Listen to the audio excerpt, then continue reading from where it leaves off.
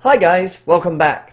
Today we're going to discuss one of the most important and influential civilizations in history. Now we're looking at Greece. The Greeks are going to add something radically different. They're going to add a new sense of realism and naturalism to art that we have not really seen before, with the exception of the Amarna period in ancient Egypt.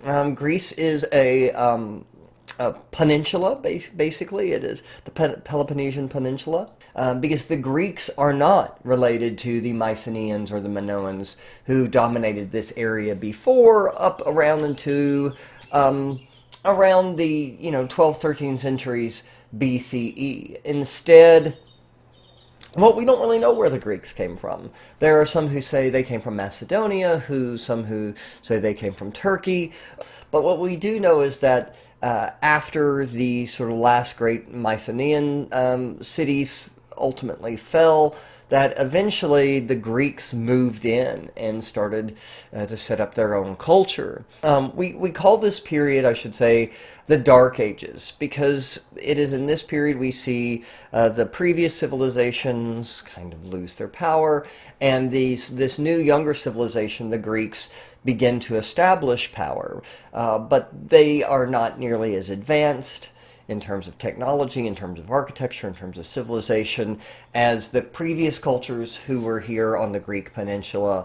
So the Greeks actually did not call themselves the Greeks. They referred to themselves as the Hellenes. So sometimes you'll hear the term Hellenic to describe Greek culture and Greek society. We have two of the two sort of major foundational myths written by the ancient Greeks in the 8th century by the Greek poet Homer, and those, of course, are the story of the Iliad and the Odyssey, two epic accounts of the events of the Trojan War, and then the events of one of the major heroes, Odysseus, after the Trojan War. We also see, though, in ancient Greece, the development of some of the major foundations of what we call Western philosophy. And by Western, I mean primarily European-based cultures. So here in the 4th century, we get Socrates, we get Plato, we get Aristotle. We also see some of the great literary minds of Western culture emerge from ancient Greece with, for example, Sophocles, who wrote Oedipus and Antigone, Euripides, who wrote Orestes, and then Aristophanes, who wrote Lysistrata, and these aren't, of course, the only works. Also, we will see the birth of democracy in ancient Greece. Demos is a Greek word meaning people. Krasi is a Greek word meaning rule. So a rule by the people emerges out of Athens in the 5th century BCE. So why? What causes all of these changes in Greek art? Well, a key sort of ideology you need to be aware of is something called humanism. The Greek mathematician and philosopher described human beings, a guy named Protagoras, described human beings as man is the measure of all things. That meant man is sort of the standard by which every other creation or creature in the universe is measured against. Because in the Greek mind, man is the greatest. Man is the greatest of all of God's creatures. Humanism is an outlook or system of thought attaching prime importance to human rather than divine or supernatural matters. Humanist beliefs stress the potential value and goodness of human beings, emphasize common human needs, and seek solely rational ways of solving human problems. So, if we contrast this with other ancient beliefs that were contemporary, I should say, with the Greeks, like the Egyptians. Well, the Egyptians didn't believe that man was the measure of all things. They believed the gods and the pharaoh. In fact, Egyptian gods didn't even look like men. Egyptian gods looked like animals, or represented sort of forces of nature or whatnot. And that same way for all of the other ancient cultures, where normal average human beings didn't really matter, but priests or gods or kings were placed above them. And human individuality and human achievement didn't really matter unless you were a god or I should say a priest or a king. But this changes in ancient Greece, where they start to believe that human beings have agency and we're important. In fact, we're so important and so capable of understanding our world that we should rule ourselves. And the ability to rule ourselves does not come from the gods, or it does not come from a king or a priest, but it comes from us. And that's why the Greeks created democracy, this rule by the people. So we're looking at a very, very different way of viewing the world. And this is what this is going to do is over time we are going to see the Greeks are going to separate themselves from the cultures that came before and create a very distinctive looking culture, very distinctive kind of art that values the human figure above all else, and it creates, it tries to create that human body as realistically and naturalistically as possible. So we are going to be examining several hundred years of Greek history. We're going to be beginning around 7 to 800 BCE with a period called the Geometric, and moving through about 500 years or so of Greek history. So the earliest Greek art and architecture, really art, that we are going to be dealing with and concerned with is from a period called the Geometric period. And this is right at the end of that period called the Dark Ages. And so it's not really until the 8th and 9th centuries that we start to see the construction of really large-scale, worthwhile kinds of art objects. And what you'll see in these early works is a huge influence from surrounding cultures, especially Egypt and various cultures in Mesopotamia. And so we are looking at a large-scale Greek vase. This is called a crater. This is one of several standard kinds of Greek vases. This was designed as a grave marker. In fact, the bottom of this vessel is actually filled with holes, because the idea is that you would pour in what was called a libation, a liquid offering, into the crater as an offering to the dead. This is actually rather large. This is 3 feet and 4 inches tall. And you'll notice that, like a lot of art from this period, especially in Egypt and Mesopotamia, it's divided, the images are divided into strict registers, some of them depicting figures, some of them depicting more kind of ornamental or decorative kinds of imagery. At the top, we have something that is often referred to as the Greek meander. It's this sort of maze-like pattern, hence the name meander, because of the sort of roving, flowing kinds of lines depicted. But this is something that is very common in Greek art, and we will see used throughout the history of Greek art, and then we will see other cultures borrow it from the Greeks, all the way up to the modern day. But below that, we see these various registers, and here you can see we are looking at a funeral. This person must have been important because this is a large vase. It is highly decorated, and you can also tell they're important by the size of their funeral and the number of mourners. You'll notice that there's these women off to the side, kind of pulling their hair. These would have been paid mourners, and the wealthier you were, the more mourners you could hire. So this person was a person of great power and importance. Here they are lying on their funeral pyre with their family, observing, watching their funeral. And then underneath we see various animals that will be sacrificed and burned along with the body of the person as a kind of offering to the gods.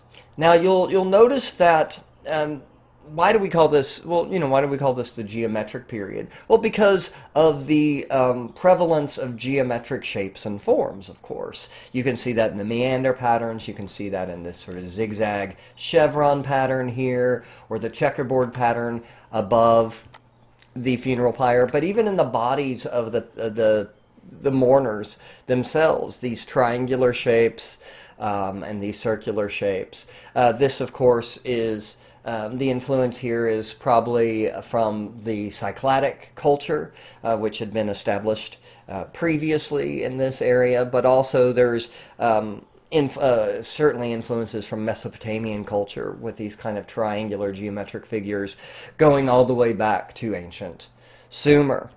This is a small sculpture. It's only 4.5 inches high. It is made from bronze, and it depicts the Greek hero Heracles, or as the Romans called him, Hercules. This is an image of Heracles battling a centaur. And this is one of the earliest depictions of a centaur, and you'll notice that it's a rather weird depiction of a centaur compared to our modern day versions, because a centaur, as you know, is a creature that is half horse and half man. And in this early depiction, the artist didn't quite know how to depict that, so he basically depicted a person, a man, with a horse sort of growing out of his backside. So this has to be... I don't even want to think about certain bodily functions here. We're just going to skip this entirely. I don't want to think about this train of thought. But if you think about it, it's rather kind of funny. This is still the geometric period in that the body parts are very simplified geometric forms. The next sort of major period we'll be looking at is the orientalizing period. From around 700 to 600 BCE. So what does the term orientalizing mean? Well, orient literally means the east. So this literally means a period that is influenced by art from the east.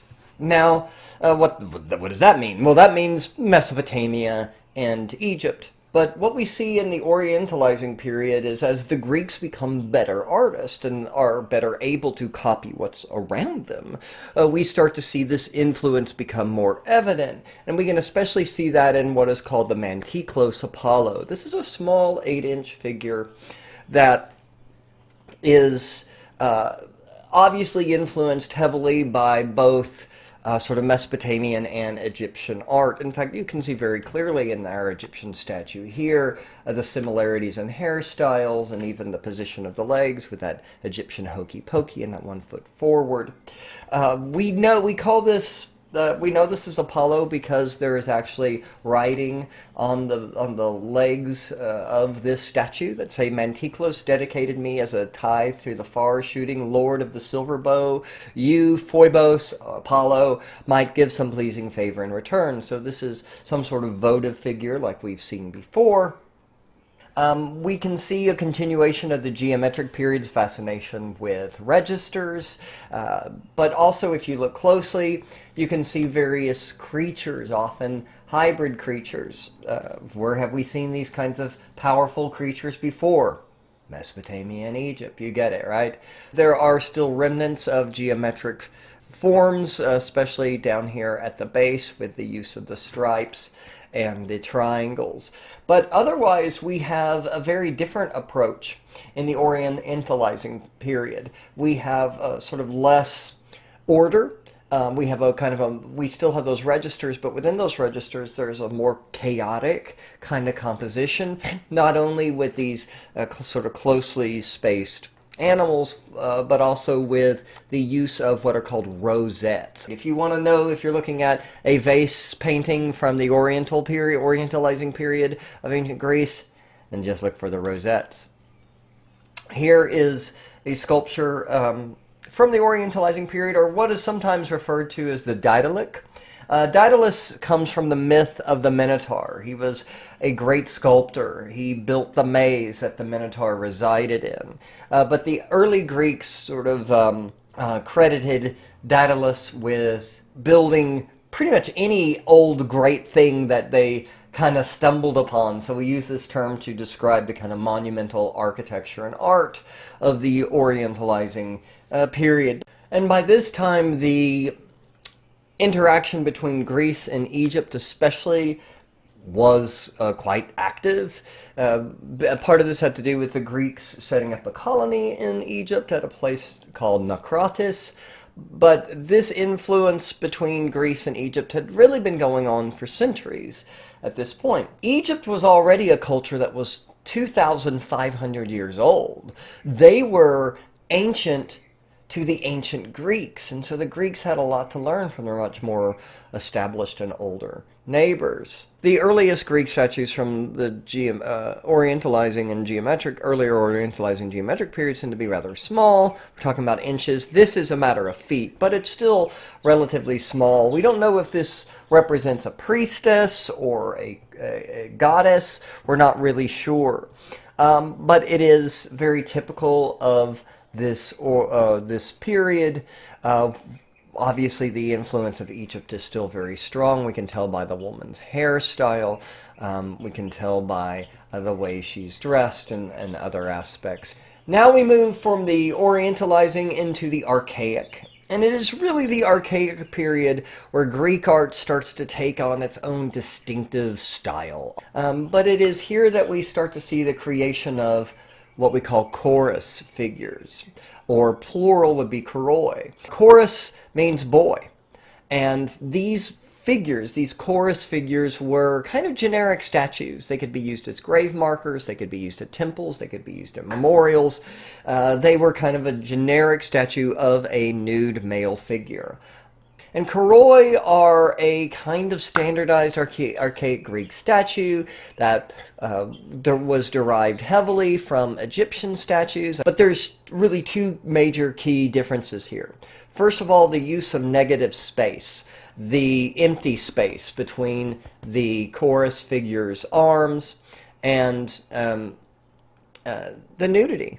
So why the nudity? So the Greeks, as I said earlier, were humanist. And their approach to the human body was very different than other cultures.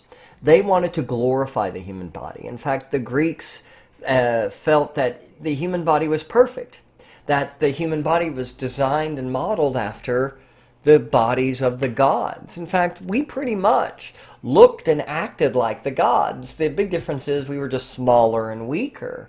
But the Greeks, being humanist, where everything human is important, human individuality, the human body, human achievement, all of that stuff.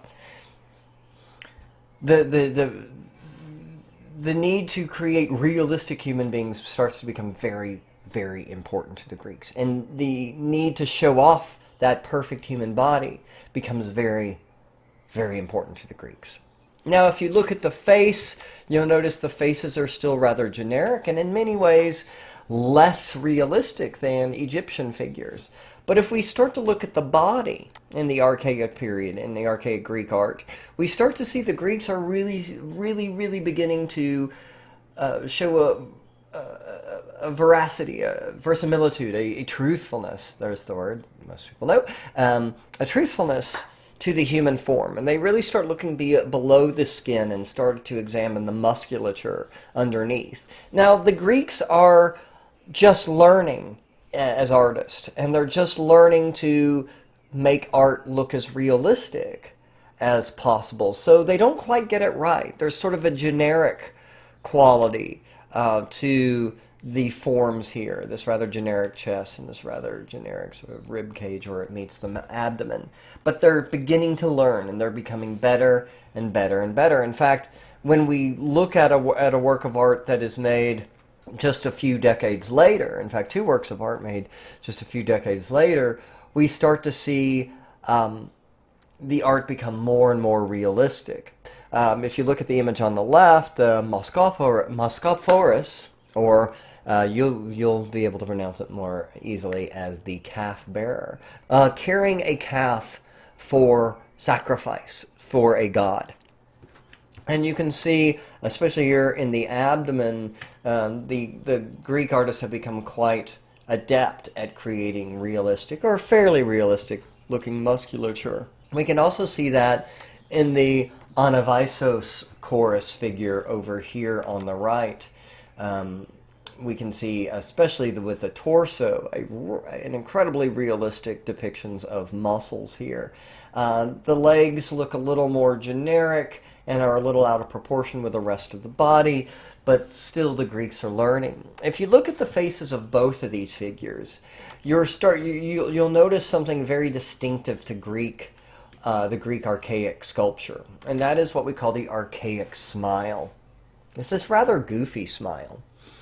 If you'll notice what the reason it looks so weird, the lips are smiling, but the face remains, well, the muscles are not engaged, are they? The muscles aren't active. And the reason is because the Greeks were learning how to make a smile, but they wanted to give their statues life. They wanted to give it emotion. They wanted to give it individuality. Not only did they celebrate the human body through depicting it nude in the archaic period and before, but they also started to become obsessed with this idea of the human individual and individual achievement and individual action.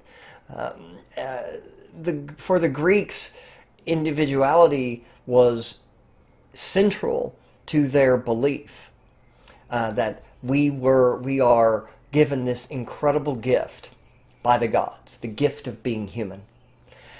Each one of us is individual. Each one of us should be then celebrated for individuality.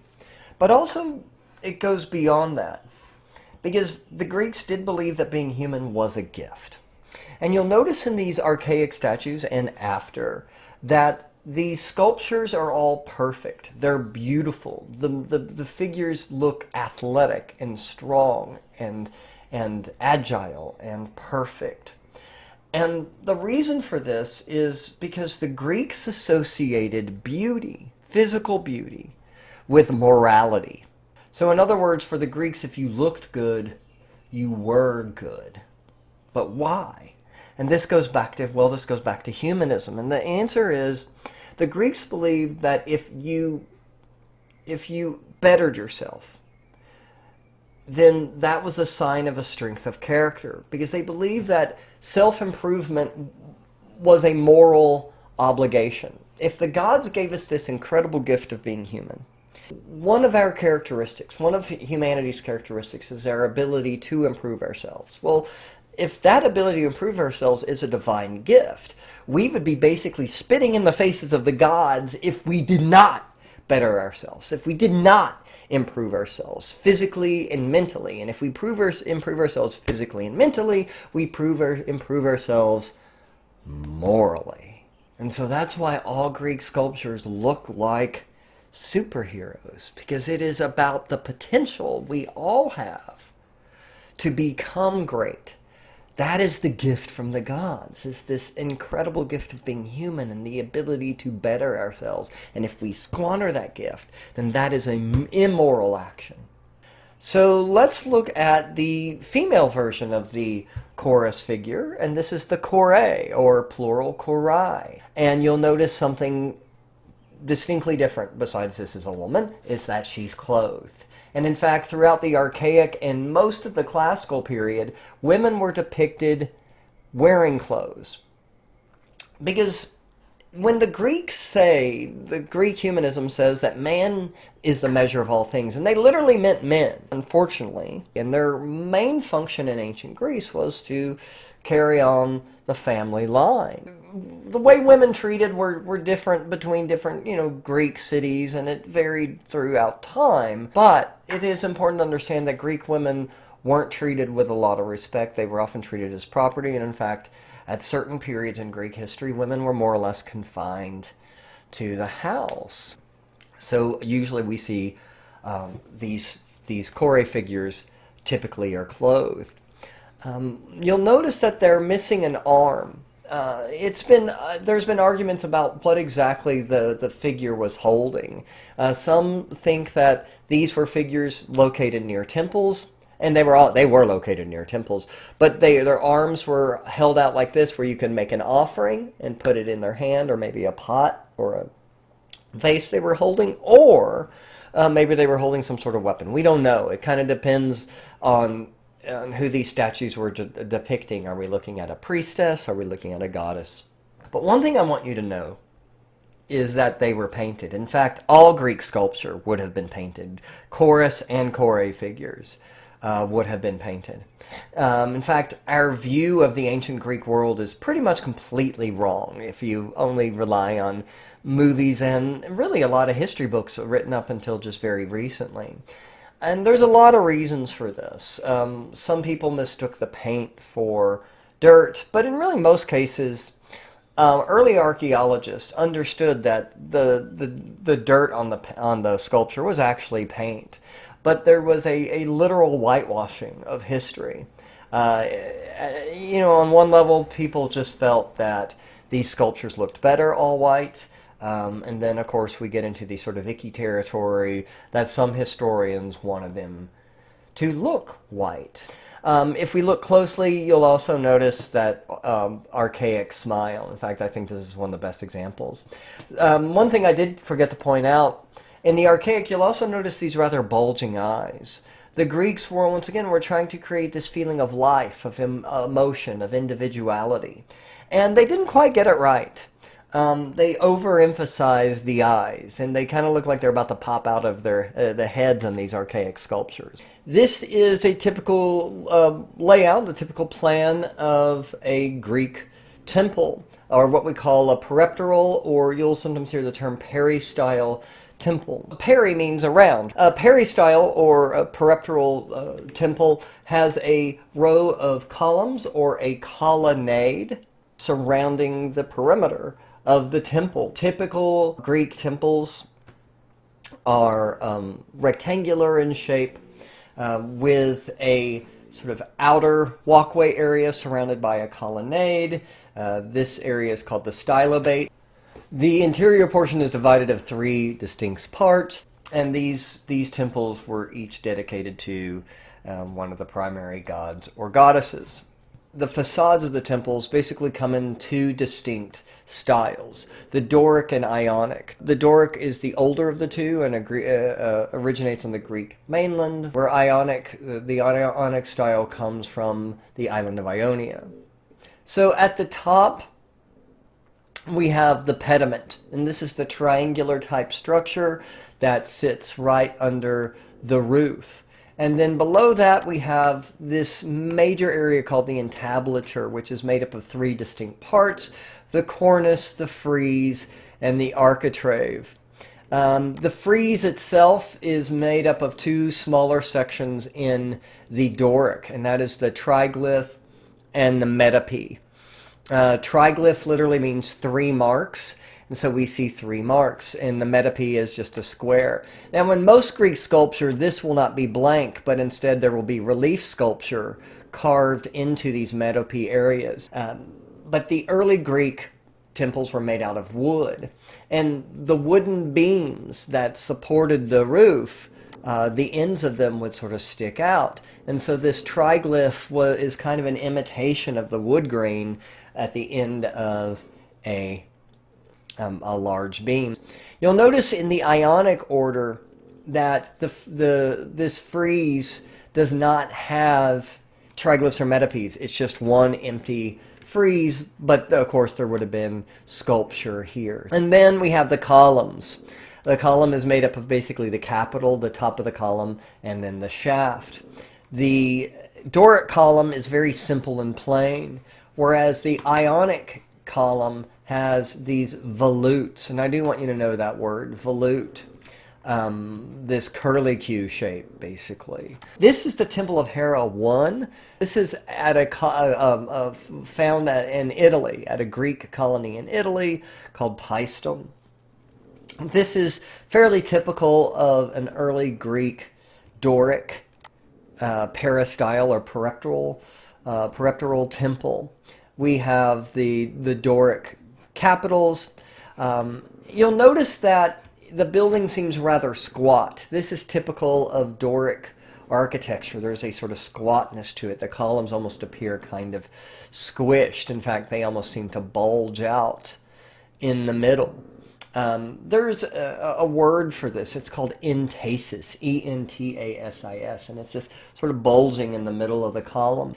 So that bulge is there intentionally to give them a sense of weight. You'll notice that in this central area called the naos, there is a row of columns.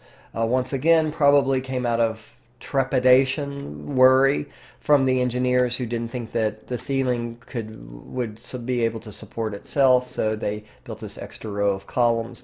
This is something that is not imitated in later temples. Let's moving on. Moving on, let's now take a look at the Oracle of Delphi. Delphi is a religious pilgrimage spot in ancient Greece.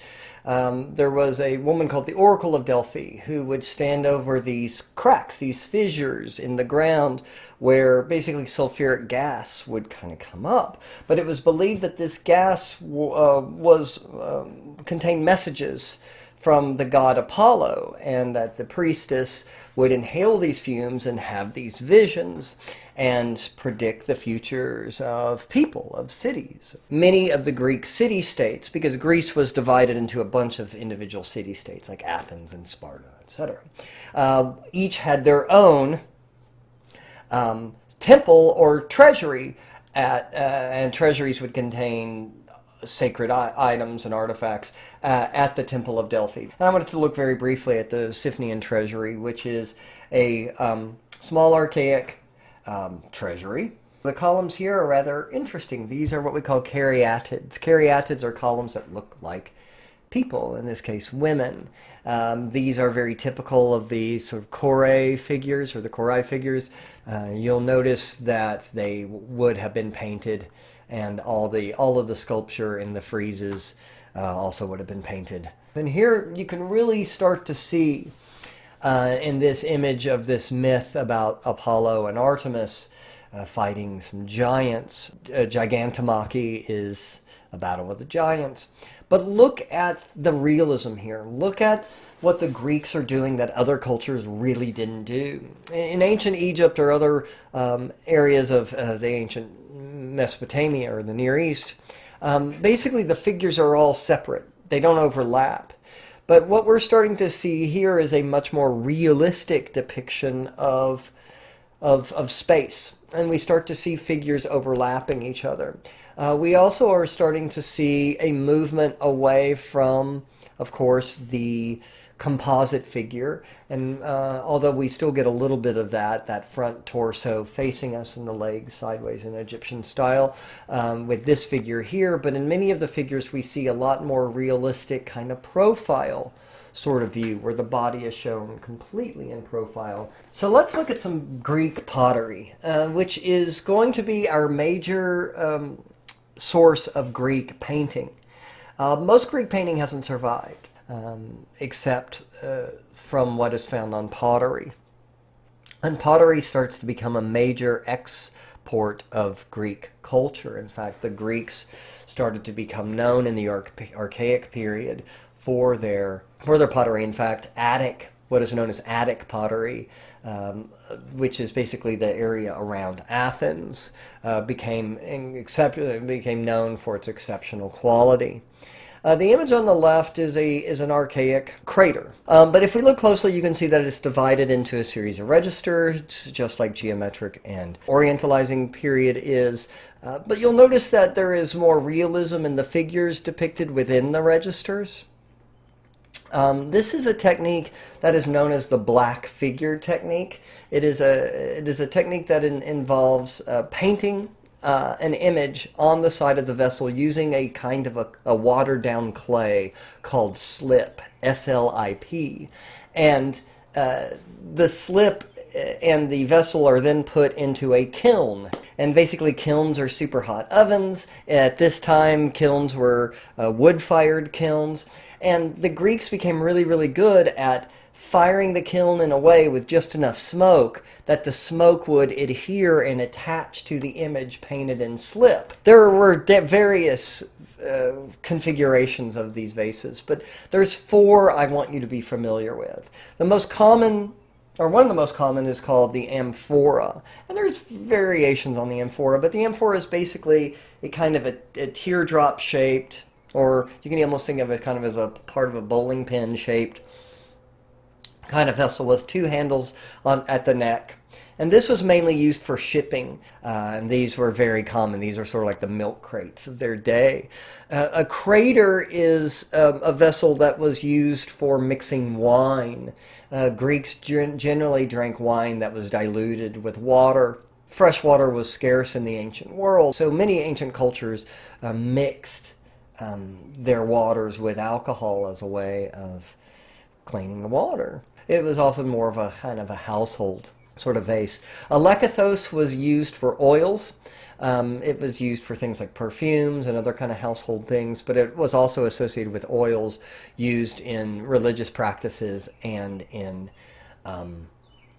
funerals. And then we have the kylix, which is a drinking vessel. We're going to look at an amphora from an artist named Exekias.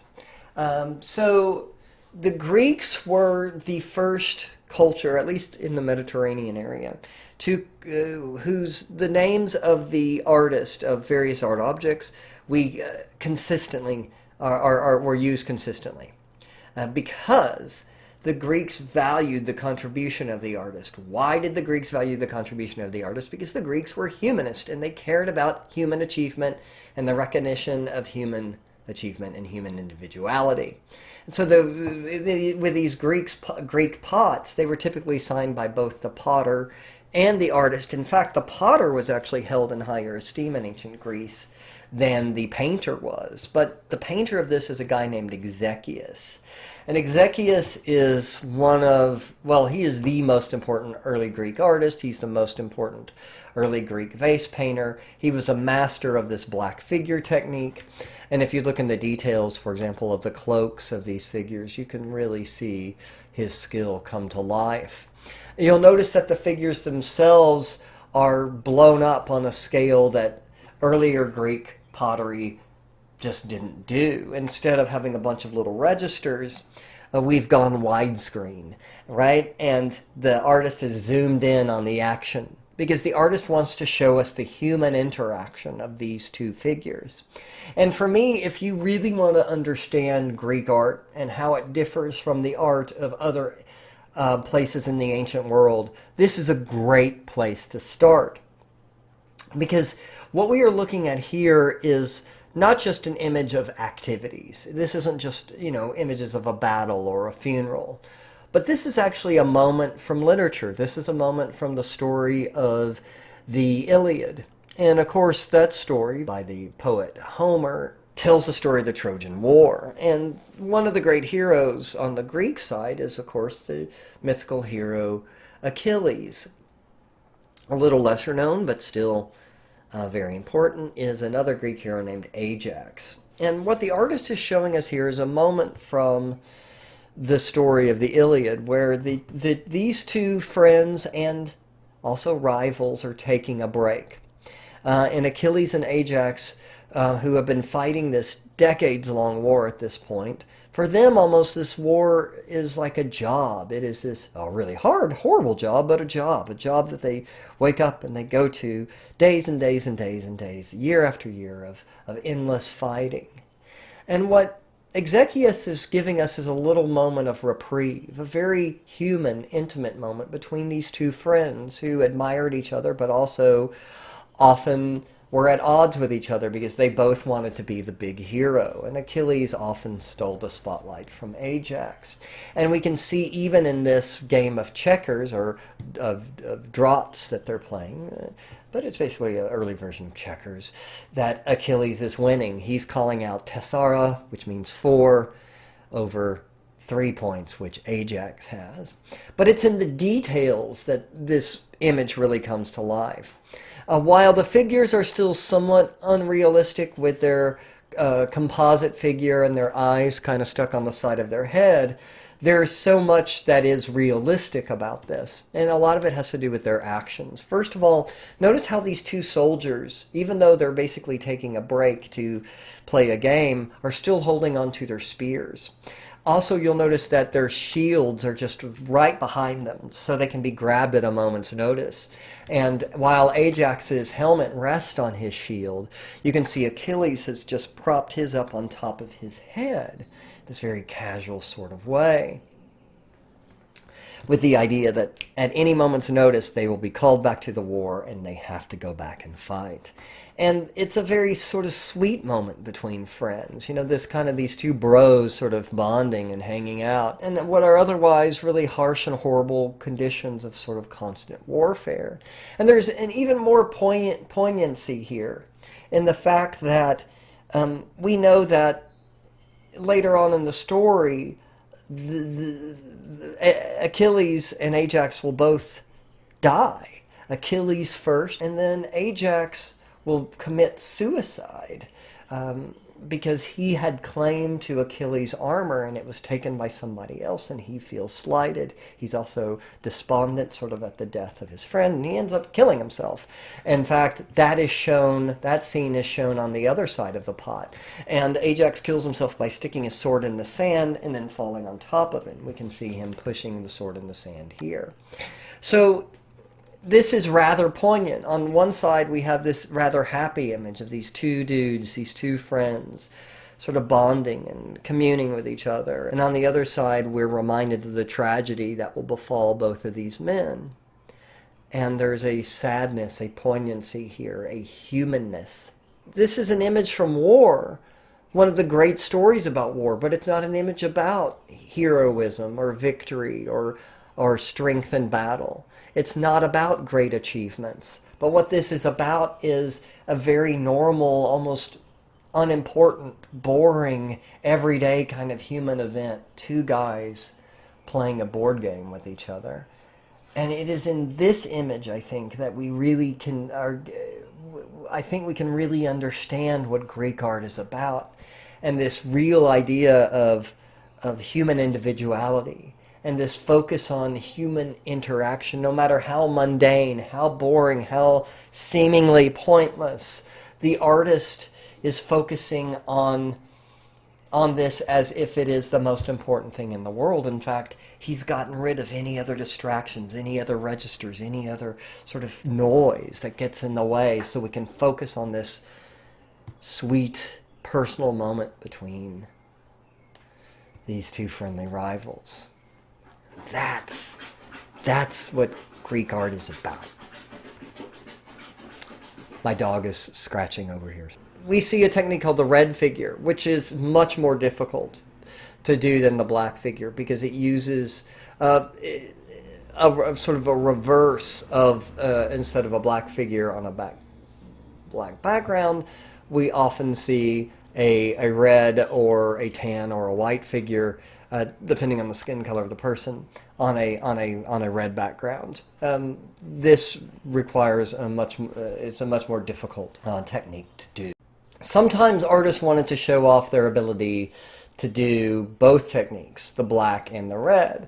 And so, as we see here with the Endokites painter, a kind of a vessel we call a bilingual vessel, in this case a bilingual amphora. Bilingual means you know two languages, right? So we call these bilingual because they're two different styles of vase painting. On the left we have the black figure technique, and on the right we have the red figure technique. You notice how the artist is imitating Exekias's pot. This became a very popular theme in Greek pottery, in Attic pottery, and so we often see that scene being repeated over and over and over and over again. In this case, two different styles in a bilingual pot. And that brings us to the end of the first section of a rather long chapter. So I will see you guys next time around. Have a good rest of your day or whatever it is. All right, bye.